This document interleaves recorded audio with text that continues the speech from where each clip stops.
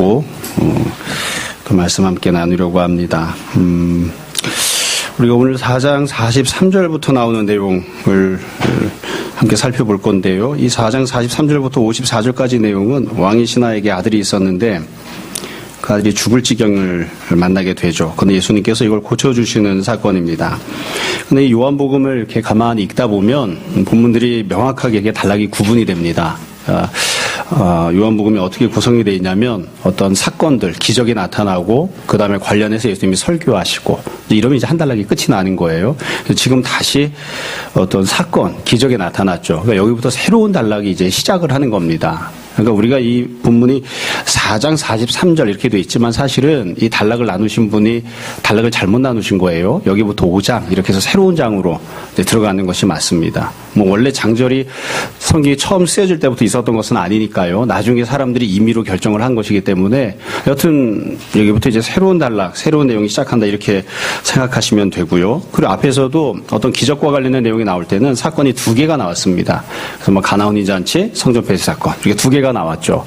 근데 이 2개의 사건을 가만히 보시면 처음에 나오는 사건에는 그냥 사건 자체만 나와요. 사건 자체만 이제 내용이 나오고 두 번째 나오는 사건을 보면 사건에 대한 설명이 있을 뿐만 아니라 예수님께서 그 사건이 어떤 의미를 갖는지 직접 설명해 주시는 부분이 들어 있습니다. 그래서 두 번째 사건을 보면서 본문을 이렇게 이해해야 되는구나 이걸 힌트를 삼아서 다시 역으로 앞에 나왔던 사건에 대해서도 다시 이제 이해를 하는 거거든요. 이런 양상은 지금 본문도 마찬가지여서 지금 이 사건은 왕의 신하의 죽을 병 걸린 아들에 대한 내용인데 여기는 사건만 나옵니다. 예수님이 사건을 설명하지 않으세요.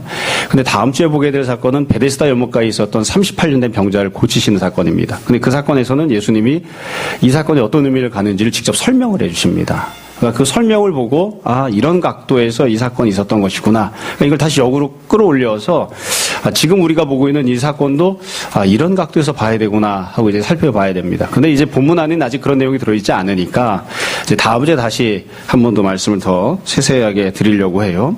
사실 크게 보면 이 사건 안에는 중요한 주제가 2개가 들어있습니다. 근데 오늘은 그 중에 한 가지 주제만 살펴보고 두 번째 중요한 주제는 다음 주에 어차피 베데스다 연못가 사건도 동일하게 되어 있기 때문에 다음 주에 조금 더 상세하게 살펴보려고 합니다. 먼저 43절부터 보세요. 이 사건이 벌어지는 상황이 나오는데 43절부터 46절까지 이 배경에 대한 설명이 뒤에 나오는 사건을 이해하는 데 있어서도 중요합니다. 동일한 내용을 담고 있거든요. 43절을 보시면 이틀이 지나면 예수께서 거기를 떠나 갈릴리로 가시며 친히 증언하시기를 선지자가 고향에서는 높임을 받지 못한다 하시고 그러니까 예수님이 선지자는 자기 고향에서 높임을 받지 못한다. 이거 굉장히 유명한 속담이죠.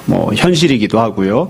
그렇게 말씀을 하셨어요. 우리가 일상생활에서도 마찬가지죠. 저도 우리 모교에 가면 집사님, 권사님, 목사님께서 저를 어렸을 때의 호진이로 보십니다. 우리가 지금 이렇게 남의 얘기가 아니라 이렇게 있다가 우진이가 크면 또 하진이가 크면 또 서영이가 크면 우리가 다 무슨 얘기하냐면 니네 어렸을 때 홀라당 벗고 오줌 싸고 다니던 거 막 이러면서 이런 얘기하죠. 그래서 선지자가 고향에서는 높임받기가 쉽지 않아요. 예수님이 고향에서 높임받지 못한다 이렇게 말씀을 하셨어요. 그리고 난 다음에 보면 45절 갈릴리에 이르심에 그럼 갈릴리 사람들은 실제로 어떻게 했느냐. 갈릴리인들이 그를 영접하니 예수님 영접했다고 돼 있어요.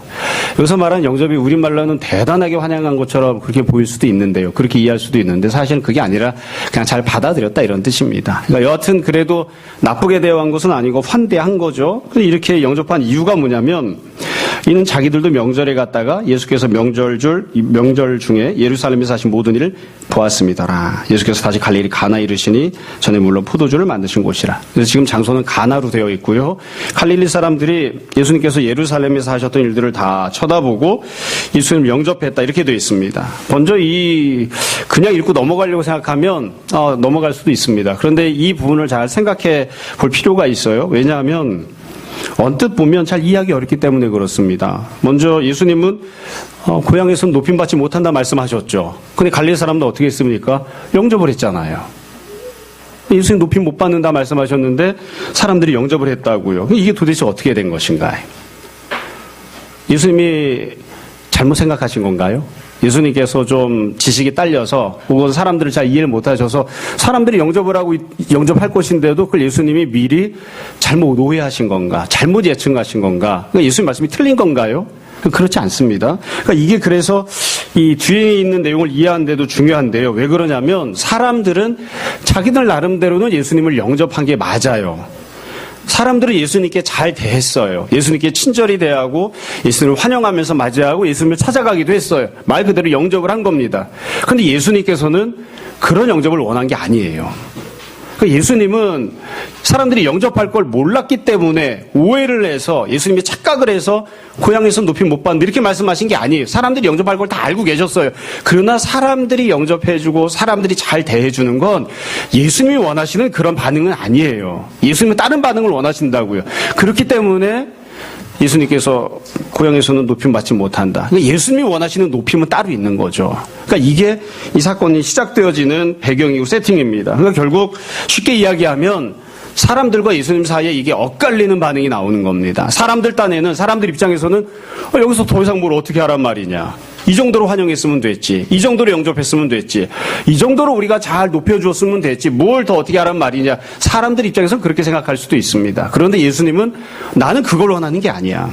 그리고 너희들이 마땅히 예수님에게 보여야 될 행동도 이런 것들이 아니야. 그래서 예수님께서는 고향에서 높임 받지 못해. 이렇게 말씀을 하시는 겁니다. 그래서 사람들의 행동과 예수님의 기대, 사람들이 보였던 반응과 예수님이 원하시는 것, 이 사이에 충돌이 있는 거죠. 이런 상황에서 본문의 사건이 전개가 됩니다. 이걸 염두에 두고 본문을 보시면 본문 내용이 아주 간단하고 쉬워요. 자, 그러면 그 뒤에 실제로 어떤 일이 일어났느냐.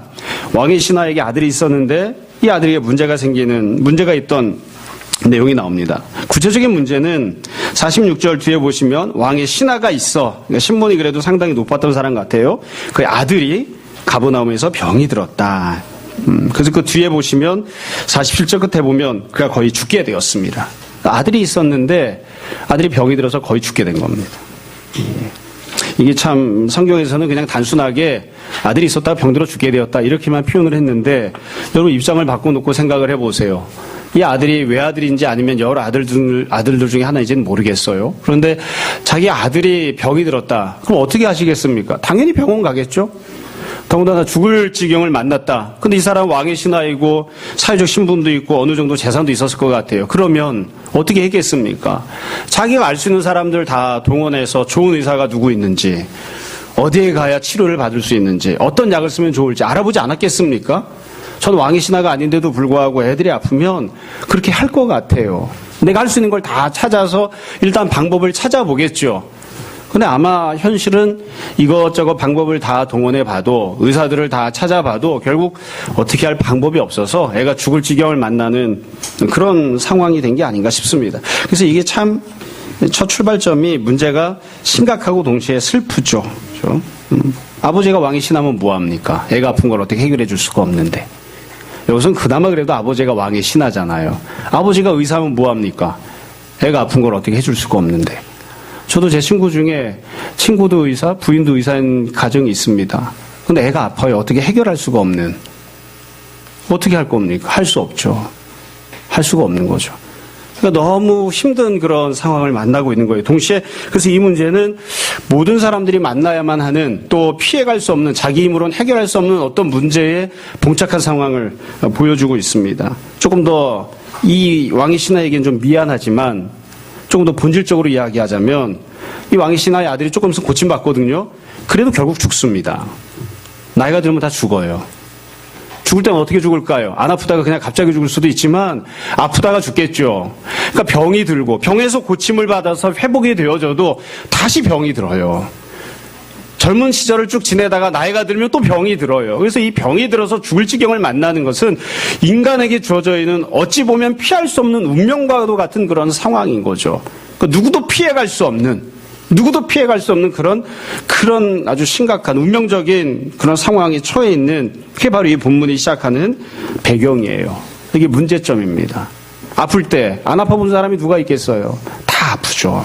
어려움을 만났을 때 어려움을 못 만나본 사람이 누가 있겠어요? 다 어려움들을 만나잖아요. 이제 그런 상황을 만났을 때 자 그러면 이때 이 왕의 신하는 어떻게 했는가? 이제 첫 번째 대화가 46절 후반부터 48절까지 나옵니다. 47절을 보세요. 왕의 신하가 하는 행동이 나옵니다. 그가 예수께서 유대로부터 갈릴리를 오셨다는 것을 들었습니다. 이거 소문으로 들은 거죠. 직접 들은 게 아니에요. 직접 예수를 알고 있는 사람이 아니니까 들은 다음엔 그 사람이 직접 예수님을 찾아갑니다. 가서 그리고 나서는 청하되 직접 부탁을 합니다. 소문을 듣고 직접 찾아가고 예수님께 부탁을 하는 그런 행동을 하고 있는 것이죠. 이게 우리야 뭐 당연히 이렇게 한다 생각하지만 그래도 나름대로 신분이 있는 사람인데 사람을 보고 이리 와라 저리 가라 이렇게 하지 않고 직접 찾아가서 예수님께 부탁을 하는 모습을 보면 그래서 상당히 공손한 태도를 취하고 있다는 것을 알 수 있습니다. 앞에 나왔던 니고데모와 비슷하다고 볼 수도 있어요. 니고데모가 나이도 많고 학식도 있고 사회적 지위도 있음에도 불구하고 밤에 예수님을 직접 찾아와서 묻잖아요. 그런 것처럼 이 왕의 신하도 예수님께 적당한 예의를 갖추어서 행동을 하는 거예요. 와서는 뭐라고 예수님께 부탁을 했냐면 47절 뒤에 보시면 두 가지를 부탁했죠. 첫 번째는 내려와 주십시오. 내려와 주십시오. 두 번째는 내 아들의 병을 고쳐주십시오. 내려와서 고쳐주십시오. 이렇게 부탁을 합니다. 여러분, 이 왕의 신하 행동을 보면서 여러분은 어떤 생각을 하십니까? 제가 볼 때에는 이 정도면 괜찮습니다. 이 정도면 훌륭한 반응을 하고 있다.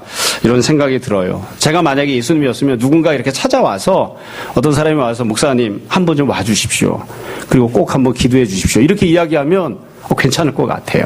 이 정도면 상당히 훌륭한 그런 반응을 하고 있는 것입니다. 굉장히 괜찮은 그런 정도의 반응을 하고 있는 거예요. 앞에 나왔던 여러 가지 다른 사건들을 보면 이 정도가 안 됐어요. 가나온 인자를 생각해 보세요. 뭐가 문제였는지도 몰랐습니다. 예수님께 찾아서 부탁하지도 않습니다. 그러니까 앞에 있었던 다른 사건들이나 일반적인 경우들을 놓고 보면 이 사람이 보이는 정도의 이런 행동을 하지 않아요. 찾아오지도 않고 부탁하지도 않고 그냥 그렇게 그냥 내버려져 있는 그런 상황들이 많죠. 여하튼 이분이 그래도 꽤 괜찮은 그런 반응을 한 거예요. 제가 예전에 설교할 때는 이 정도도 믿음이다 이렇게 설교했어요. 지금도 그런 생각이 있습니다. 나름대로 믿음을 가지고 적절하게 행동을 한 거죠. 자, 그러면 이 행동에 대해서 예수님은 어떻게 하셨는가? 48절을 보세요.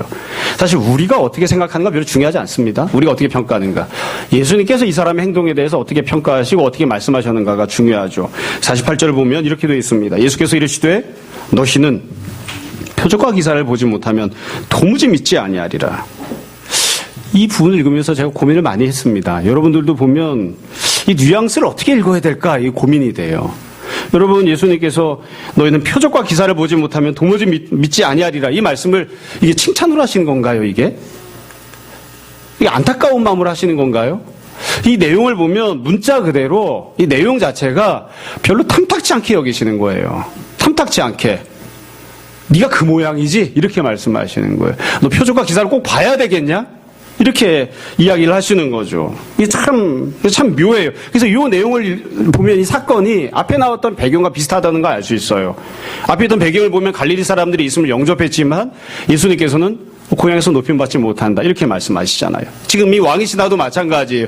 나름대로 우리가 보기에는 상당히 괜찮은 반응을 하고 있고 다른 사람들보다는 훌륭한 그런 행동을 취하고 있고 뭐 다른 사람들이 불신앙으로 행동하거나 핍박하거나 박해하거나 그런 판국에 여튼 예수님을 찾아 나왔으니까 괜찮은 모습을 보여주고 있는데 근데 예수님께서는 탐탁지 않게 여기시는 거예요. 이게 뭐야? 이러시고서는 탐탁지 않게 여기시는 행동을 합니다.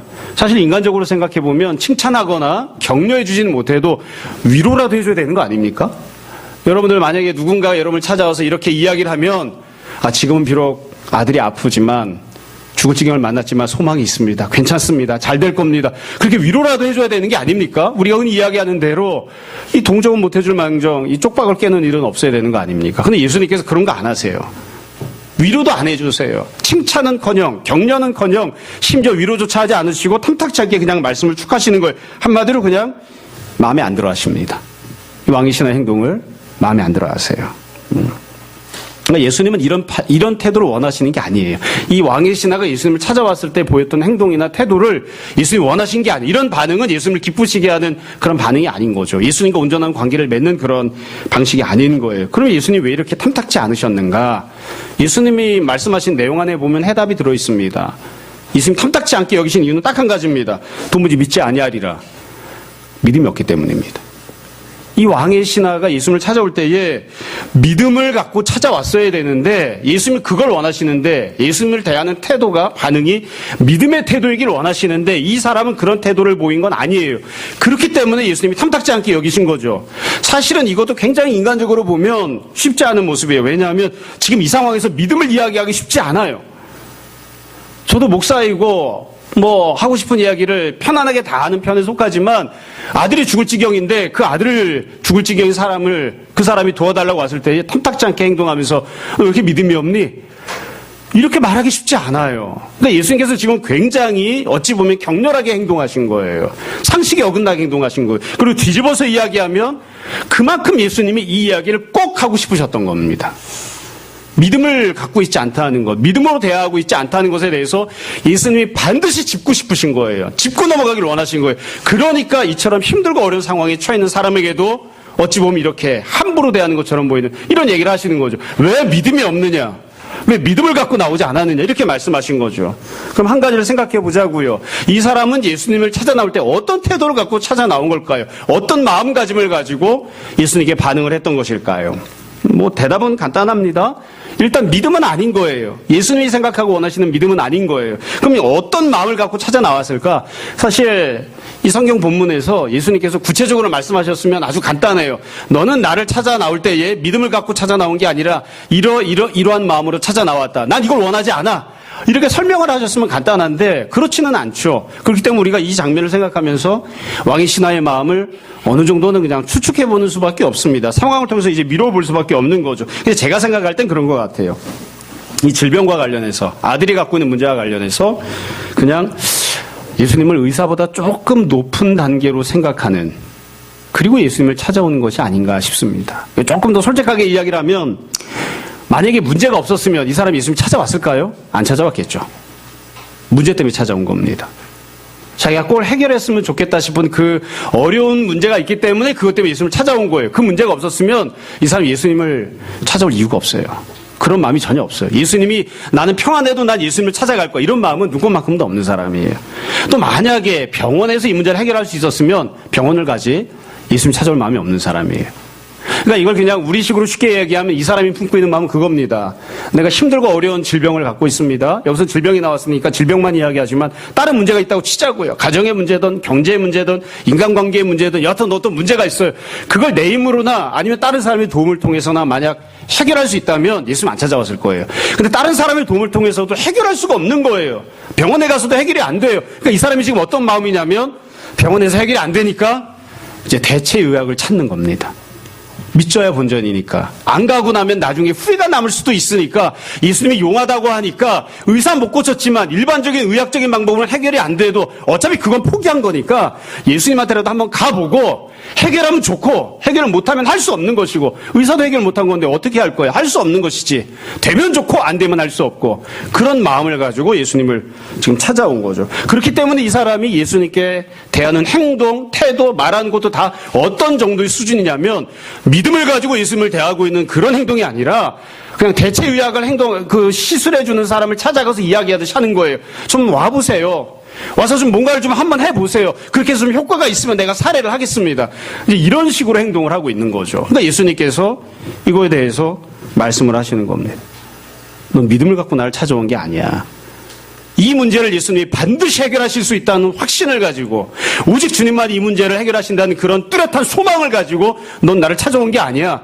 이것저것 다 해보다가 어차피 딴 데는 방법이 없으니까 망하는 판에 맨 마지막에 한번 되두고만 안 되두고만 한번 찔러나 보자. 이러고서는 네가 나를 찾아온 것이지 너는 나에게 믿음을 갖고 찾아온 게 아니다. 그렇게 예수님이 지금 말씀하시는 거예요. 그러니까 예수님이 탐탁지 않게 여기시는 거죠. 다시 말씀드립니다. 이 사람이 갖고 있었던 문제는 질병의 문제입니다. 자녀의 문제예요. 이 문제에 대해서 예수님을 향해 확고한 믿음이 있었느냐? 없었습니다. 우리 예수님을 찾아온 것 자체를 나쁘게 표현하진 않지만 그러나 믿음을 갖고 찾아 나온 건 아니란 말이죠. 그러면 이 질병의 문제 이외에 다른 부분들에 대해서는 어떠한가? 당연히 믿음이 없었습니다. 이 사람은 예수님을 메시아로 보았을까요? 질병의 문제가 아닌 본질적으로 예수님이 누구신가와 관련해서 이 사람이 예수님을 메시아로 간주했는가? 아닙니다. 당연히 예수님을 찾아올 때에 메시아가 베풀어 주시는 구원과 은혜와 역사하심을 소망하면서 찾아왔는가? 그런 믿음을 갖고 찾아왔는가? 그런 믿음 없습니다. 이 사람은 예수님께서 십자가를 감당하시고 모든 죄를 용서해 주실 것에 대한 믿음을 갖고 찾아 나왔는가? 그런 믿음은 당연히 없습니다. 유대인들도 안 가졌고 제자들도 그런 믿음이 없었으니까요. 이 사람은 예수님께서 승천하시고 성령님을 보내주실 분으로 그렇게 생각하고 믿음을 갖고 찾아 나왔는가? 당연히 그런 생각 없습니다.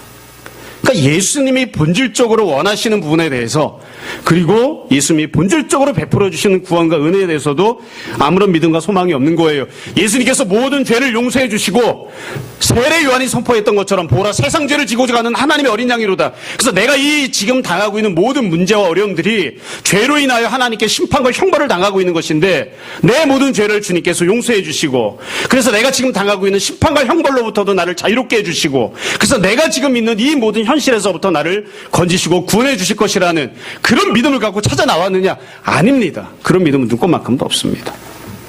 그러니까 이 사람은 자기가 당한 문제에 있어서도 예수님을 향한 믿음이 없고 예수님을 찾아 나올 때 본질적으로 가져야 되는 그런 믿음도 없고 그냥 어쩌다 보니 예수님을 찾아 나온 되면 좋고 안 되면 할 수 없는 그런 모습으로 예수님을 찾아 나온 다시 말씀드리지만 그래서 이 사람이 결국 예수님을 대하는 태도는 앞에 나왔던 배경에 나왔던 갈릴리 사람들이 예수님을 대하는 것과 비슷합니다. 갈릴리 사람들이 본 거예요. 표적을. 예수님께서 예루살렘에서 어떤 일을 하셨는지를 본 거예요. 그렇기 때문에 나름대로 예수님을 영접하고 잘 대해 주었어요. 그러나 주님이 원하시는 건 그게 아니었어요. 그냥 그렇게 대하고 있는 겁니다. 첫 번째 대화가 끝난 다음에 두 번째 대화가 전개가 됩니다. 49절 50절이에요. 49절을 보세요. 신하가 다시 이야기를 합니다. 주여, 호칭은 바뀌었죠. 주님이라고 바뀌었어요. 근데 말은 똑같아요. 내 아이가 죽기 전에 내려오소서. 말은 똑같아요. 호칭은 주님이라고 바뀌었지만 내려와 주십시오. 내 아이가 죽지 않게 해달라. 똑같은 내용을 이야기를 하고 있는 거예요. 이게 이 백부장에 보였던 두 번째 반응인데 이 내용도 보면 너무나 우리가 잘 알 수 있는 부분이에요. 이 사람은 예수님 말씀을 귀담아 듣지 않습니다. 예수님께서 너희는 믿지 않는다, 너는 믿음이 없다 이렇게 이야기하셨으면 다시 잘 생각해보고 내가 주님을 찾아 나올 때 어떤 마음으로 찾아 나왔는가, 내가 과연 믿음을 갖고 나왔는가를 생각해보고 예수님이 나에게 왜 저런 말씀을 하실까, 내가 어떤 믿음을 가져야 되는가 이런 것들을 생각해보고 예수님께 묻거나 아니면 주님 내가 믿음을 갖습니다 고백하거나 이렇게 해야 되는데 그런 생각이 없죠. 아무것도 바뀌지 않아요. 이 본문과는 좀 다른 동떨어진 본문이지만 귀신 들린 아들을 두었던 아버지가 예수님을 찾아 나왔던 사건이 있습니다. 너무나 유명한 표현이죠. 유명한 사건입니다. 그 아버지가 제자들이 자기 아들이 귀신을 못 쫓아주니까 예수님께 이런저런 말씀을 드리다가 결국 이렇게 이야기해요. 무엇이건 할 수만 있다면 좀 나를 도와주십시오. 그렇게 이야기를 해요. 그러니까 예수님께서 그때 버럭 소리를 지르시죠. 할 수 있거든요. 무슨 말이냐. 믿는 자에게는 능치 못할 일이 없다. 네가 믿음이 없어서 그렇다. 이렇게 예수님이 책망을 하시든 말씀을 하셨어요. 그러니까 그 이야기를 듣고 나서 아버지가 태도를 확 바꿨잖아요. 그때는 어떻게 바꿨냐면 다시 예수님께 내 아들에게서 귀신을 쫓아내달라 이 얘기 안 합니다. 주님, 나의 믿음 없음을 도와주십시오. 그렇게 바꿔요. 곧장 태도를 바꾼다고요. 근데 지금 이 본문에 나오는 이 왕의 신하는 그 태도가 아니에요. 자기 고집을 그대로 갖고 있습니다. 예수님을 향한 시선, 예수님을 향한 반응 아무것도 바뀌지 않아요. 믿음을 갖는 모습으로 변화하는 게 아니에요. 그래서 지금 이 사건은 이 왕의 신하가 엄청나게 대단한 믿음을 갖고 있거나 혹은 우리들이 따라가야 될 믿음의 모본을 보이거나 결코 그런 사건이 아닙니다. 자, 그럼 이렇게 이 사람이 아무런 변화가 없었을 때 주님은 어떻게 하셨는가? 언제나 그렇지만 예수님이 어떻게 하셨는지가 중요합니다. 사실 예수님이 하셨던 행동이 중요한 두 번째 핵심 메시지인데 이거 이제 다음 주에 볼 겁니다. 자, 예수님이 어떻게 하셨는가? 50절을 보세요. 예수께서 이르시되 첫 번째 말씀은 가라. 가라라고 하는 말씀은 돌아가라 이거죠. 이거 쉽게 이야기하면 예수님이 거절하신 겁니다. 이 왕의 신하는 뭘 요구했습니까? 내려와 달라 이거예요. 내려와 달라. 같이 가달라. 그래서 예수님 뭐라고 말씀하세요? 나 같이 못 간다. 거절하신 거예요. 돌아가라. 그러니까 이 돌아가라라고 거절하시는 이 내용 안에는 네가 원하는 대로 나는 해줄 수 없다 이런 뜻이 들어있죠. 동시에 네가 나를 대하는 태도는 그것은 구원을 받을 만한 그런 합당한 믿음이 아니다. 내가 원하는 그런 모습이 아니다. 이런 내용이 들어있는 거죠. 동시에 나는 네가 생각하는 그런 존재가 아니야. 이런 뜻도 이제 들어있는 것입니다. 돌아가라 거절하십니다. 근데 예수님께서 돌아가라고 단순히 거절만 하신 게 아니라 그 뒤에 보시면 네 아들이 살아있다. 은혜를 베푸십니다. 네 아들이 살아있다. 근데 예수님께서 말씀하시면서 독특하게 말씀을 하셨어요. 네 아들이 살아있다. 네 아들에게 생명이 있다. 이렇게 말씀하셨어요. 병 고쳐주마. 이렇게 말씀하신 게 아니에요. 은혜를 베풀어 주시기는 베풀어 주시되 왕의 신하가 요구했던 방식, 요구했던 내용대로 은혜를 베푸신 게 아니에요. 예수님 원래 주시려고 했던 것을 주시는 겁니다. 네 아들에게 생명이 있다. 네 아들이 살아있다. 이렇게 대답을 해주셨어요. 뒤에 보시면 살아있다라고 하는 말이 한 번만 나오는 게 아니라 또 나옵니다. 그래서 그 사람이 예수께서 하신 말씀을 믿고 가더니 51절 내려가는 길에서 그 종들이 오다가 만나서 아이가 살아있다. 종들이 오다가 똑같이 이야기해요. 당신의 아들에게 생명이 있습니다. 그러니까 예수님은 어떤 분이시냐면 생명을 주시는 분이죠. 이게 주님이 정말 주시려고 하는 겁니다. 그러니까 원래 이 왕의 신하 와서 예수님께 여쭈어봤어야 돼요. 주님, 제가 무엇을 받아 누릴 수 있습니까? 제가 그것을 받아 누리려면 어떻게 해야 합니까? 주님께서 나를 위해 예비하신 은혜는 무엇입니까? 그렇게 여쭈어봤어야 돼요. 그리고 내가 어떤 태도를 가져야 되는지를 주님의 뜻에 합당하게 행동하고 순종하는 모습이 되었어야 됩니다. 근데 그렇게 하지 못한 거예요. 여러분, 세례 요한이 선포한 것처럼 예수님께서 세상 죄를 지고 가는 하나님의 어린 양이 되어주심으로 죄로 인하여 이 땅에 들어왔던 하나님이 내리신 죽음이라고 하는 심판이 다 걷어지고 죽음이 아닌 생명을 예수님께서 우리에게 은혜로 베풀어 주십니다.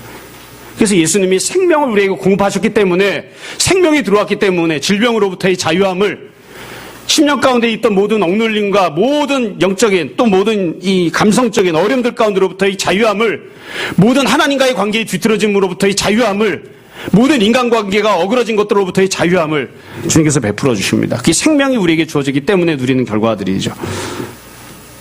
예수님께서 이런 은혜를 이제 베푸신 거예요. 마지막 장면으로 넘어갑니다. 50절 뒷부분부터 54절까지 내용인데 이 내용은 백부장이 그 이후에 어떤 이 왕의 신하가 어떤 반응을 했는지가 나옵니다. 그러니까 이 왕의 신하와 관련된 내용은 첫 번째 대화했던 내용, 두 번째 대화했던 내용, 세 번째 맨 마지막에 보인 내용입니다. 예수님 말씀이 다 끝났어요. 그다음에 돌아갑니다. 50절 뒤에 보세요. 간지로 넣어드린 본문이에요. 그 사람이 예수께서 하신 말씀을 어떻게 하고 갔다고 돼 있죠? 믿고 가더니. 예수 말씀이 다 끝난 다음에 이 사람이 믿음을 갖기 시작합니다. 이게 변화가 나타난 거예요. 이게 제일 중요한 부분이죠. 너희가 왜 믿음이 없느냐 이렇게 말씀하셨는데 그래도 내려와 주세요, 고쳐주세요 이렇게 이야기했는데 예수님 말씀이 끝나고 가라 이렇게 이야기했을 때에 그 말씀을 듣고서 이 사람이 돌아가면서 어떻게 했는가, 이때 비로소 변화가 나타나기 시작하는 거예요. 믿음을 가지고 돌아갑니다. 여기서 말하는 믿음이 어떤 종류의 믿음인지는 잘 모르겠어요. 이게 완벽한 믿음은 아닐 거예요. 그래도 이 사람이 믿음을 갖고 돌아가기 시작한다고요. 바뀌기 시작하는 거예요. 이거는 자기 아들이 병고침을 받았기 때문이 아니죠. 또 자기 아들이 질병과 관련되어 있는 거기에 국한된 태도만 취하고 있는 게 아니에요. 예수님을 향해 반응하는 모습, 예수님을 향해 취하는 태도가 바뀌기 시작한 거예요. 믿음을 갖는 자가 되기 시작합니다. 그리고 나서는 51절 내려가는 길에서 종들이 오다가 만나서 아이가 살아있다 하거늘 52절 그 낳기 시작한 때를 물어봐요. 어제 7시에 열기가 떨어졌나이다 하는지라. 53절 그의 아버지가 예수께서 네 아들이 살아있다 말씀하신 그때인 줄 알고 그 다음에 두 번째 반응이 나와요. 자기와 그 온 집안이 다 믿으니라. 다시 한 번 더 믿음을 갖습니다. 이때 말하는 53절에 나오는 믿으니라라고 하는 믿음은 이 왕의 신하가 처음에 가졌던 믿음보다는 조금 더 나아진 믿음이었겠죠. 그러니까 믿음에 있어서 조금씩 변화하고 성장하는, 예수님을 바라보는 시선에 있어서 달라지는 사람이 되기 시작한 것입니다. 사실 본문에는 나오지 않았지만 제일 중요한 믿음은 그 뒤에 나옵니다. 아직 예수님 십자가 안 지셨죠? 그러니까 이 사람은 예수님의 십자가 은혜를 모릅니다. 부활도 모릅니다. 성령의 은혜도 모릅니다. 아무것도 몰라요. 근데 나중에 이 사람이 예수님이 십자가를 감당하셨을 때 십자가를 보고 십자가를 듣고 부활을 들은 다음에 어떻게 반응을 했을까요? 그때 정말로 예수님이 원하시는 믿음을 갖게 되었겠죠. 훗날 갖게 되는 반응, 맨 마지막에 보이는 반응이 사실은 이 본문에는 아직 나오지 않았지만 제일 중요한 반응입니다. 자, 이제 말씀을 정리하겠습니다. 제가 드리려고 하는 내용은 다 말씀드린 거예요. 처음에 말씀드린 것처럼 이 본문 안에는 중요한 핵심 메시지가 두 가지가 있습니다. 첫 번째는 이 왕의 신하가 예수님을 향해 어떤 태도를 가졌는가예요. 두 번째는 예수님이 어떤 문제를 해결해 주셨는가입니다. 근데 어떤 문제를 어떻게 해결해 주셨는가는 다음 주에 살펴볼 거고요. 여러분, 이 본문 안에서 우리가 생각해 봐야 되는 가장 중요한 본질적인 메시지는 우리는 예수님을 어떻게 대하는가입니다. 있는 그대로 그냥 어린아이도 다 할 수 있는 식으로 우리는 과연 믿음을 갖고 있는가입니다.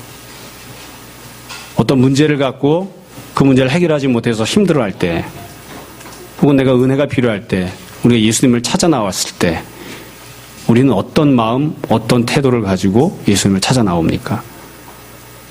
그냥 있는 그대로 질문을 해봅시다. 여러분은 질병에 걸렸을 때, 혹은 경제적인 문제가 있을 때, 가정의 문제가 있을 때 예수님을 향하여 믿음을 가지고 나오십니까? 아니면 그냥 이것도 해도 안 되고 저것도 해도 안 되니까 어차피 항암 치료에도 더 이상 병원에서 가망성이 없다고 하니까 지리산에 가서 공기 좋은 데 가서 대체의학이나 한번 해볼까? 그러다 안 되면 할 수 없는 거죠. 어차피 죽을 목숨인데 그렇게 그냥 찔러나 보는 그냥 그런 마음으로 그렇게 예수님께 나오십니까? 예수님을 일단 찾아 나온 것은 좋은 것입니다. 그걸 나쁘다고 이야기하는 게 아니에요. 그런데 그것이 과연 우리가 예수님을 찾아 나온 그 모습이 과연 주님이 기뻐하시는 모습입니까? 주님이 원하시는 모습입니까? 나는 내 딴에는 주님께 할 거를 다 했다 생각했고 나는 주님을 영접했다고 이야기를 했는데 예수님께서는 별로 탐탁치 않게 여기시는 그런 모습이 우리 가운데 있는 것은 아닌가. 우리는 주님을 어떻게 바라보는지를 잘 생각해 봤으면 좋겠습니다. 제가 어렸을 때는 이 본문을 읽고 해석할 때마다 또 다른 본문도 마찬가지예요. 병이 걸리면 예수님께 나오면 예수님이 고쳐주신다. 그렇게 생각했습니다. 그것도 틀리진 않죠. 그런데 우리가 잘 구분해야 됩니다. 예수님은 병을 고쳐주시는 분 이렇게 생각하면 병이 고침받는 건 내 바람이거든요. 내 바람에 대한 믿음을 갖는 겁니다. 그건 내가 원하는 것에 대해서 믿음을 갖는 거예요. 그게 아니라 지금 요구되고 있는 믿음은 예수님은 병을 고치실 수 있는 분이시다. 예수님은 능력이 주님이시다라고 믿는 거예요. 다만 그 주님께서 병을 고쳐주실지 안 고쳐주실지는 주님이 결정하시는 겁니다. 주님이 안 고쳐주셔도 주님께서는 모든 질병을 고쳐주신다는 믿음을 갖고 주님께 나오는 거예요. 내가 갖고 있는 내 바람에 대한 믿음을 갖고 나오는 게 아니라 내가 원하는 것에 대한 내 소망에 대해서 믿음을 갖고 나오는 게 아니라 고쳐주신다는 것에 대한 믿음을 갖고 나오는 게 아니라 주님은 고치실 수 있는 분이시라는 믿음을 갖고 나오는 거예요. 여러분 때로는 이 땅에서 우리가 살아가면서 만나는 모든 문제들이 다 내가 원하는 데 해결이 되지 않을 때들도 있습니다. 예수님께서 병자들을 고쳐주셨지만 고쳐주시지 않은 병자가 더 많잖아요. 결국 주님께서 행하시는 모든 은혜와 능력들이 천국에서는 영원히 완성된 모습으로 완전하게 우리에게 누려지겠지요. 그리고 그 천국의 모습 중에 일부를 우리가 이 땅에서 받아 누리고 살아가는 것이고 일부분은 이 땅에서 우리가 누리지 못한 채 그냥 살아갈 수도 있겠죠. 그러나 우리가 주님 앞에 나올 때에 항상 믿음을 가지고 나오는 자들이 되었으면 좋겠습니다. 주님, 당신은 창조주이십니다. 당신은 내 모든 문제를 해결하실 수 있는 분이십니다. 당신께 내 모든 문제를 맡기길 원합니다. 되면 좋고 안 되면 할 수 없는 그런 마음이 아니라 나는 당신을 나의 주님으로 고백합니다. 내가 당신을 믿습니다. 그것이 우리 고백이 다 될 수 있었으면 좋겠습니다. 모쪼록 어떤 상황이 있든지 늘 믿음 가운데 살아가는 우리 모두가 다 되기를 주님 이름으로 축원합니다. 잠시 기도하겠습니다.